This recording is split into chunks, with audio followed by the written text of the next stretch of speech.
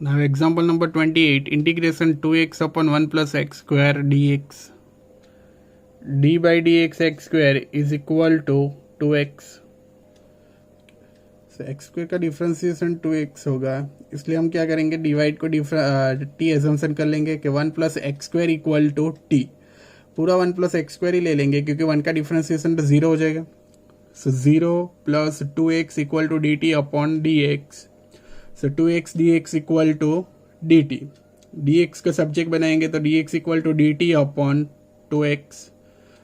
अब 1 plus x square equal to t and dx equal to dt upon 2x हम given example में substitute कर देंगे. Integration 2x upon 1 plus x square dx.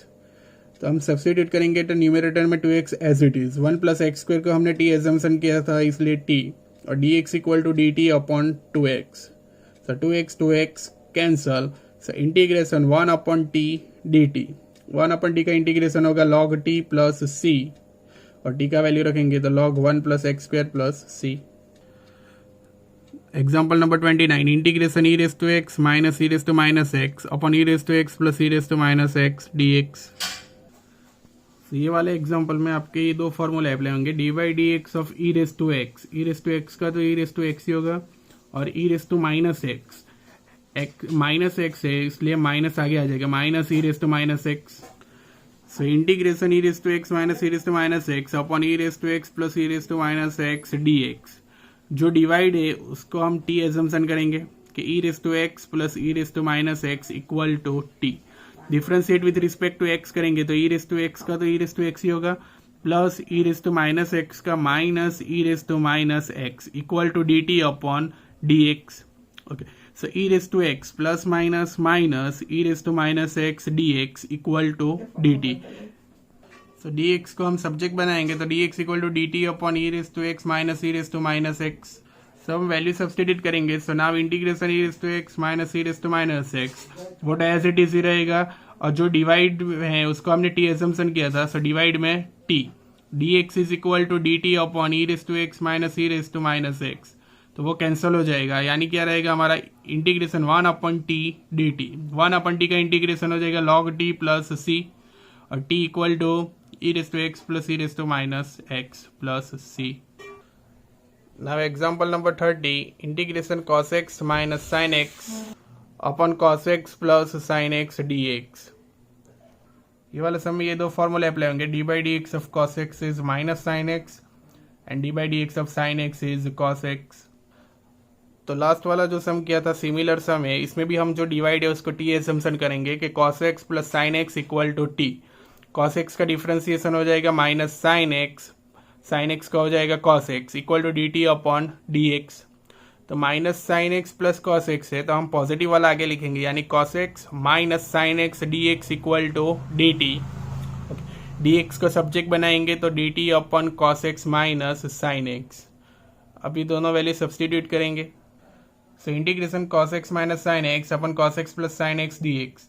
तो numerator तो as it is ही है, और डिवाइड को हमने टी एजम्पशन किया था इसलिए डिवाइड में टी, और d x equal to d t upon cos x minus sine x जो कैंसिल हो जाएगा.